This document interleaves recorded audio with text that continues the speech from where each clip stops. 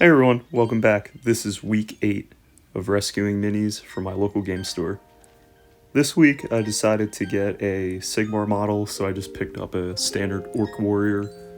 Then I did my usual AK Desert Sand on the base and a Zenithal priming. This week I'm going to be doing a Slap Chop with a one-tone highlight. So coming in for the flesh, I'm doing Striking Scorpion Green.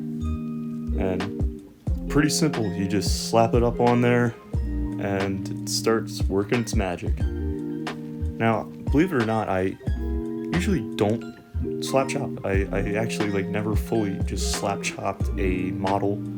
I usually just use contrast paints just to get a really nice base coat. But this week I just wanted to really try it out.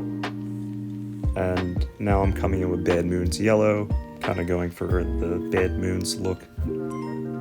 And gotta say, the yellow has some good coverage, but of course it's over white. Yellow is just a pain in the ass to paint. Now coming in with Ball Red for the shield, and I kind of like how the shield's like this orky demon face. So of course it had to paint it red, and red with the yellow, it really complements each other. And Ball Red's a very rich red. Now coming in with Skeleton Horde for all the bandages around the legs, all the belts, pretty much all the leather bits. I usually use Gilliman Flesh, but that's a darker brown contrast paint. Skeleton Horde's a little bit of a brighter brown, more on the brighter side. And it was my first time using it. I gotta say, I like the results.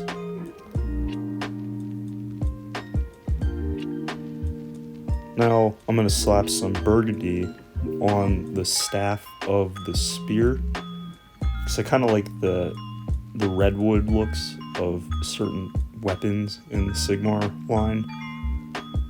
Now we're just doing our one-tone highlights, coming in with some green from Tooth and Coats, and just touching it on all the raised areas. And the results are pretty nice. You know, I understand Slap Chop has a bad reputation because it's just the bare minimum paint, but if you just take the time and just do like a one coat highlight, it makes it look a little less slap chop-y, if that makes any sense. Now I'm going to touch some orange on the shield just to kind of get some saturation on that very deep red that we laid down with the Ball Red. And the shield has a lot of really nice raised areas, so it was pretty straightforward on what to highlight. You know, sometimes highlighting a very flat surface can be a little challenging because you gotta understand where the light placements would be.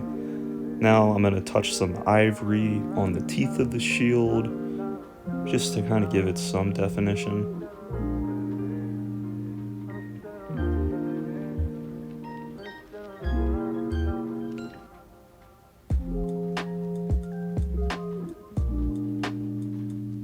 Now some golden brown, just touching the spots that we put the Skeleton Horde on. Now I'm going to come in with burnt red and just small little highlight lines on the staff. I do want to add in that on the yellow, I added ice yellow highlights and then reapplied the Bad Moon's yellow contrast paint, but I didn't get the footage. Now highlighting the metal, I also didn't get that footage, but I base coated it with gunmetal, and then I'm coming in with the dark aluminum, because the dark aluminum, it's a very, very bright metallic paint, one of my favorite paints. And it's pretty much just history from here. Some squid pink, one of the best pinks on the market, because he has a little bit of some scratches and scars on the back, so I thought, hey, some pink would, really break this up. You barely see it too, but I know it's there. I love putting the stupid details on models that no one would really notice. To wrap up the base, I initially applied a very dark brown, I think it was a dark umber, And I'm just highlighting it in the very top areas with some golden brown, simple bases. What can I say? Just gluing a tuft right on the center of the base, right by the foot.